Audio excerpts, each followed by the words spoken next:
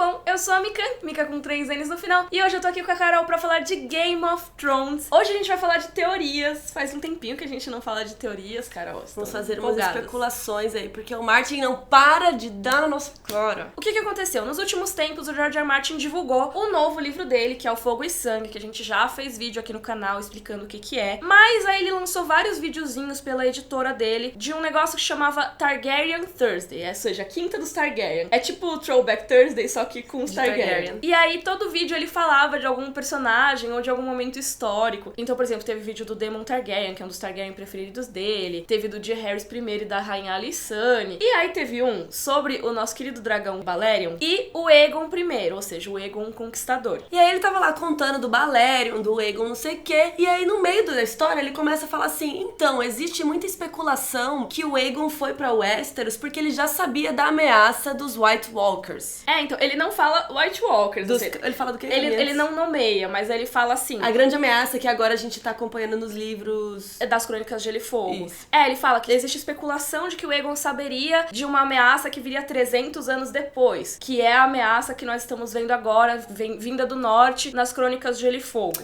Eu resumi, tá vendo? Eu resumi pras pessoas. Ou seja, se a gente pegar pra interpretar isso, ele não falou nos outros, né? Não falou Caminhantes Brancos, não falou White Walkers. Mas ele falou a ameaça vinda do norte 300 anos depois, a mesma ameaça com a qual estamos lidando nas Crônicas de Gelo e Fogo. Ou seja, é a ameaça dos Caminhantes Brancos que estão vindo ali. E agora em Game of Thrones eles apareceram muito mais, né? Do que nos livros propriamente ditos. Será que isso aconteceu de verdade? Será que Aegon Conquistador tinha isso? Mas é uma coisa interessante, porque isso não tá escrito em nenhum livro, Miriam. Exatamente. Não tá escrito nas crônicas, não tá escrito no Fire and Blood, no Fogo e Sangue. Então da onde é que o Martin tirou que existe muita especulação? Porque ele falou desse jeito, existe muita especulação que o Aegon foi porque ele já sabia de alguma coisa. De quem essa especulação? Porque nunca foi escrito em lugar nenhum, querido Martin. Da onde você tirou isso agora? É muito estranho mesmo, porque o jeito que o George R. R. Martin fala, às vezes é muito difícil você distinguir o que é especulação dentro do universo dele e o que é especulação fora do universo dele. Ou seja, aqui, nós especulando nesse momento. Por quê? Porque a gente sempre fala, os livros, né, o Fogo e Sangue, o Mundo de Gelo e Fogo, eles são escritos como se fossem livros dentro daquele universo. Então, você tem fontes que se contradizem, você tem um cara lá que é o historiador, ele fala, tal testemunha disse tal coisa, tal testemunha disse outra coisa. E existe muita especulação dentro desses livros. Então, por exemplo, eles especulam como foi a morte do rei Maegor I. Será que ele foi assassinado? Será que ele se suicidou? Será que o Trono de Ferro matou ele? Então, assim, isso é dentro do livro. O George R. R. Martin não dá uma resposta concreta. Então, ele falar que existe especulação, tem gente que interpretou que dentro do universo das Crônicas de Gelo e Fogo, teve gente que achou que talvez um dia o Aegon I tenha visto uma profecia,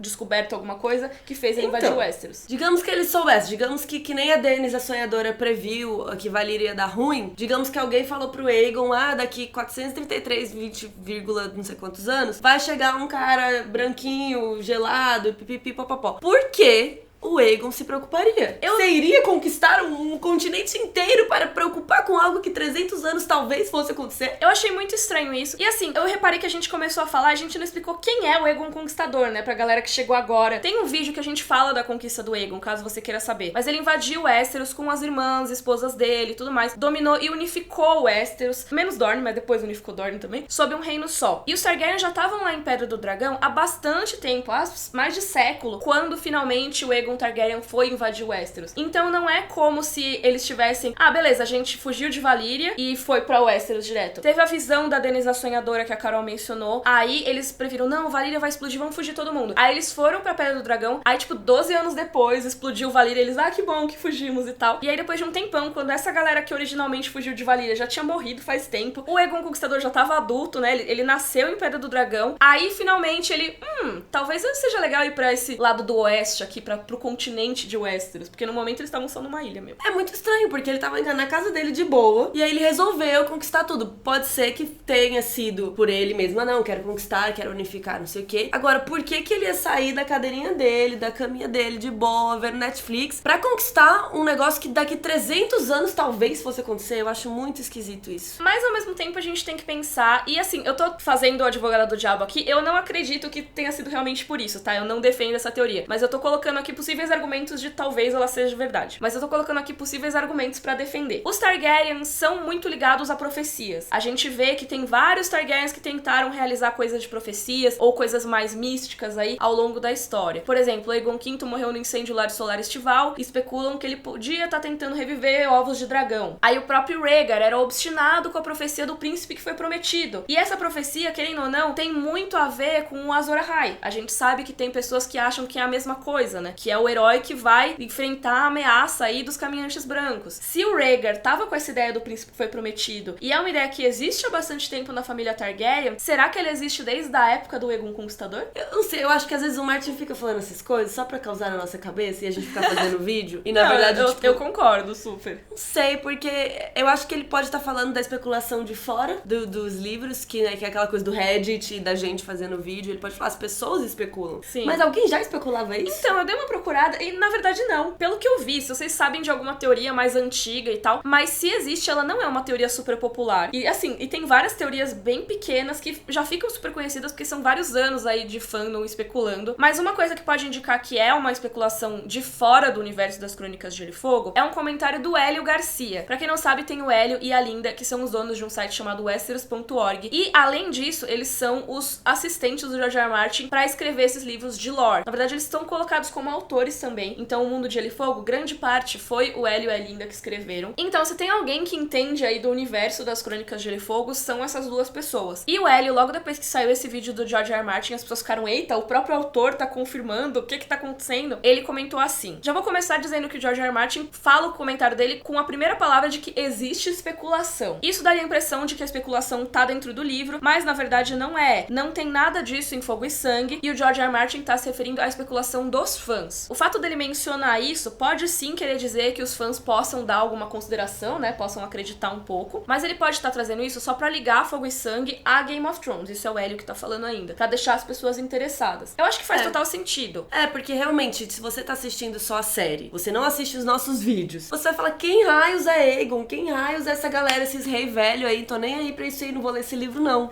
Então eu acho que pode ser uma coisa dele tá tentando, tipo, não, esse livro é legal, né? Olha, esse cara já sabia daquela ameaça, só pra você ler, aí você vai ler e não tem nada falando disso. Mas vamos supor que o George R. R. Martin tá falando seja verdade. Vamos supor aí. Eu acho que não, eu acho que também, eu concordo com o comentário do Hélio, entendeu? Eu acho que é uma coisa que ele tá querendo ligar as duas coisas. Mas vamos supor assim, beleza, ele soube de alguma maneira essa profecia do príncipe que foi prometido. Até eu acho que faria um pouco de sentido, porque vamos pensar assim, o príncipe foi prometido, aí tem o negócio, o dragão tem que ter 3 cabeças. A família Targaryen, antes da conquista do Aegon, não tinha o estandarte do dragão de 3 cabeças. Isso começou na época do Aegon Conquistador. Então essas 3 cabeças poderiam ser ele, que talvez se considerasse o príncipe que foi prometido, junto com as outras duas, né, as sidekicks dele, que são a Visenya e a Rhaenys. Então aí dragão de 3 cabeças, e aí o estandarte da família já seria em referência a essa profecia. Eu acho que ver por esse ângulo tornaria as coisas um pouco interessantes, porque eu sempre achei que esse negócio do dragão tem que ter 3 cabeças é porque a profecia do príncipe surgiu relacionada a uma casa Targaryen que já estava estabelecida em Westeros. Mas se a casa Targaryen e de Westeros,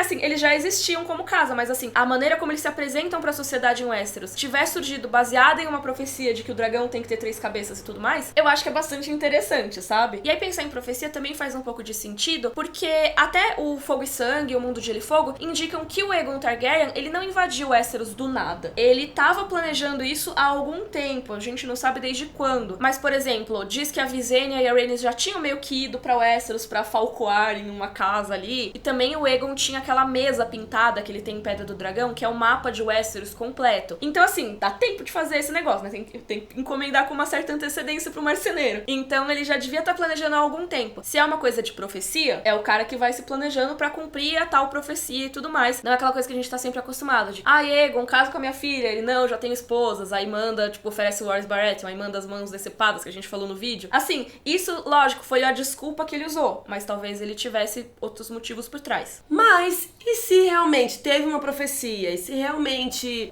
o Aegon foi porque ele já sabia dos caminhantes e tudo mais? Onde que vai estar escrito isso nas crônicas agora? É, sim. Porque, tipo, agora a gente tá continuando a história. Tipo, quem é que vai falar que tinha uma profecia? Tipo, vai ter que vir um mestre velho contar que, na verdade, ele leu não sei onde. E sabe, qual a diferença isso faz pra história que a gente tá vivendo hoje? Eu também acho que não. A não ser que falem, vão desenvolver mais esse negócio da profecia, do princípio foi prometido nos próximos livros. Eu acredito que não, porque profecia é um negócio traiçoeiro, que a gente sabe que nunca se concretiza exatamente como a gente imaginava. O próprio Rhaegar achava que era ele, aí depois achou que era o filho dele. Aí as pessoas ficam tentando encaixar sinais, então tipo, não, é o Stannis porque ele nasceu na fogueira lá e na fumaça, no sal. É um pouco complicado profecia, nunca fica muito certo. E tem uma outra coisa também. Se o Aegon sabia que a ameaça viria do norte, naquela época já existia a Patrulha da Noite. A Patrulha da Noite é ancestral, milenar. Por que ele não focou também a ajuda no norte, na patrulha? Se ele tava tão preocupado assim com uma ameaça que viria do norte no futuro, por que ele não foi pro norte primeiro? Ele começou ali pela região de Porto Real, né? A região dos rios, a região das terras fluviais depois. Ele nem chegou aí pro norte, sabe? O norte meio que veio até ele, com Thorin Stark. Por quê, sabe? Se ele é tão preocupado com uma coisa que viria no futuro. Eu acho que o Martin tá zoando com a nossa cara, entendeu? Ele só quer vender livros, mas o livro é legal mesmo. A gente tá gostando muito. A gente tá gostando do Fogo e Sangue. Tá muito legal. Não menciona nada disso dele ter lido uma profecia, como o Hélio falou. É uma coisa que o George R. R. Martin falou na divulgação do livro. Então eu acho que realmente a gente não pode interpretar como canônico. Ele fala que existe especulação e, a princípio, essa especulação é de fora do cânone, sabe? Então, não, eu acho que Aegon Targaryen não sabia da ameaça dos caminhantes brancos. Sabia de nada, Aegon. Mas diz aí nos comentários o que você acha. Se você acha que ele sabia, como você acha que ele soube? Se foi uma profecia? Quem fez essa profecia? E não deixe de conhecer o nosso podcast, que é o Rodor Cavalo. A gente faz quinzenalmente análise dos capítulos das Crônicas de Gelo e Fogo. A gente já tá avançando aí no primeiro livro, mas ainda dá tempo de vocês acompanharem, porque é rapidinho pra vocês alcançarem a gente. Vai conhecer o canal da Carol. Um beijo e até a próxima. Tchau.